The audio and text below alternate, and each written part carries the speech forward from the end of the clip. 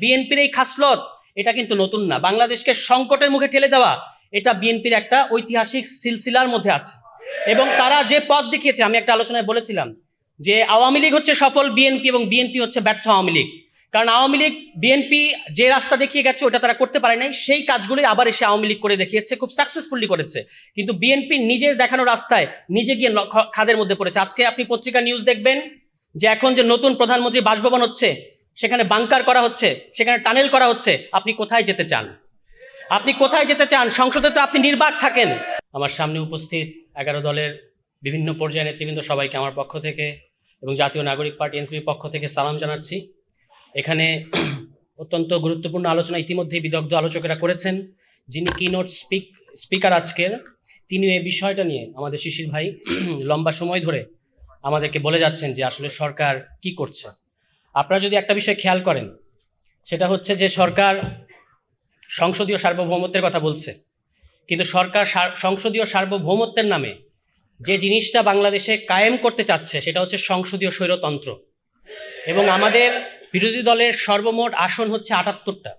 কিন্তু আপনারা দেখেছেন এই সেশনটা যতটুকু গেল, আমরা কি দেখলাম? বিরোধী দলের অন্তত 10-15 জন কথা বলেছেন জুলাই সনদের ব্যাপারে, গণভোটের ব্যাপারে, সংস্কারের ব্যাপারে, সংস্কার পরিষদের ব্যাপারে। কিন্তু এই যে 213 আসন বিশিষ্ট একটা 2/3 দল, তাদের কয়জনকে আমরা কথা বলতে দেখেছি? একজন কথা বলেন, পাশে দিয়ে আরেকজন কথা বলেন, অর্ধেক। এবং যিনি আবার যখন কথা বলেন, অর্থাৎ আইনমন্ত্রী, মিথ্যা কথা ছাড়া একটা সত্য কথা আমরা তার মুখ থেকে শুনি নাই। এবং তিনি একজন প্যাথোলজিক্যাল লায়ার। এই বিষয়ে, গুমের বিষয়ে, মানবাধিকার কমিশনের বিষয়ে যারা কাজ করেছেন তারা দেখিয়েছেন তিনি ইতিমধ্যেই সংসদে দাঁড়িয়ে অন্তত 10 থেকে 15টি অসত্য তথ্য, মানে তাদের ভাষা হচ্ছে অসত্য, মিথ্যা বলা যাবে না, অসত্য তথ্য দিয়েছেন জাতিকে। এবং যে কোনো সভ্য গণতান্ত্রিক দেশে এরপরে তিনি আর আইনমন্ত্রী হিসেবে থাকতে পারেন না। এবং তারা একজন চিফ প্রসিকিউটর বানিয়েছেন যিনি মানবতা বিরোধী অপরাধ এবং ফৌজদারি অপরাধের পার্থক্য বোঝে না। ফলে এই হচ্ছে বাংলাদেশে বিএনপি। এবং আপনারা জানেন যে বিএনপির এই খাসলত এটা কিন্তু নতুন না। বাংলাদেশকে সংকটের মুখে ঠেলে দেওয়া এটা বিএনপির একটা ঐতিহাসিক সিলসিলার মধ্যে আছে এবং তারা যে পথ দেখিয়েছে, আমি একটা আলোচনায় বলেছিলাম যে আওয়ামী লীগ হচ্ছে সফল বিএনপি এবং বিএনপি হচ্ছে ব্যর্থ আওয়ামী লীগ। কারণ আওয়ামী লীগ বিএনপি যে রাস্তা দেখিয়ে গেছে ওটা তারা করতে পারে নাই, সেই কাজগুলি আবার এসে আওয়ামী লীগ করে দেখিয়েছে, খুব সাকসেসফুলি করেছে। কিন্তু বিএনপি নিজের দেখানো রাস্তায় নিজে গিয়ে খাদের মধ্যে পড়েছে। আজকে আপনি পত্রিকা নিউজ দেখবেন যে এখন যে নতুন প্রধানমন্ত্রী বাসভবন হচ্ছে, সেখানে বাংকার করা হচ্ছে, সেখানে টানেল করা হচ্ছে। আপনি কোথায় যেতে চান? আপনি কোথায় যেতে চান? সংসদে তো আপনি নির্বাক থাকেন।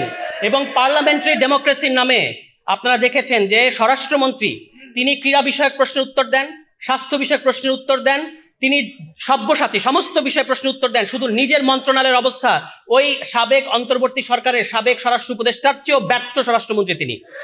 দুনিয়ার সমস্ত বিষয়ে তিনি উত্তর দিচ্ছেন, শুধু নিজের মন্ত্রণালয়ের খবর নাই। গত 2 মাসে তাদের নিজেদের অন্তর্কন্দলে এই পর্যন্ত 30 জনের অধিক বিএনপি নেতাকর্মী হত্যার শিকার হয়েছে। কিন্তু তিনি বাংলাদেশকে সংবিধান পড়াচ্ছেন, যে সংবিধান আবার প্রতি পদে পদে, প্রতি বাক্যে বাক্যে তিনি ভুল বলেন, বিভ্রান্তিকর তথ্য দেন। তিনি মনে করেন সংবিধানের ধারা উপধারা 115 অনুচ্ছেদ এটা আছে, 64 অনুচ্ছেদ এটা আছে, এইটা বুঝাই নাকি সংবিধান বোঝা। তিনি এখন বাংলাদেশে অপ্রতিদ্বন্দ্বী সংবিধান বিশেষজ্ঞ হয়ে গেছেন এবং তিনি মানে কত তার অডাসিটিটা আপনারা খেয়াল করবেন। সংসদে দাঁড়িয়ে পুরো জাতিকে তিনি অপমান করছেন। তিনি বলছেন তিনি মাস্টারি করছেন। যে কোনো সভ্য গণতান্ত্রিক দেশে এরপরে তাকে আর ওই জায়গায় কথা বলতে দিত না। আপনি আমাদের সংসদ নেতাকে দেখবেন তিনি নাকি জেস্টার পলিটিক্স করেন। আমি বলেছি তিনি একজন নির্বাক চলচ্চিত্র। সংসদে তিনি গাম্ভীর্যের সাথে বসে থাকেন।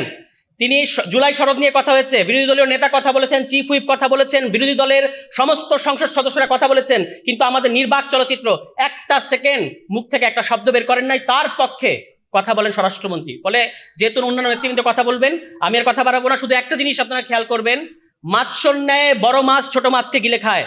আর বিএনপির এই সংসদীয় স্বৈরতন্ত্রে ছোট রায় বড় রায়কে গিলে খেতে চাচ্ছে।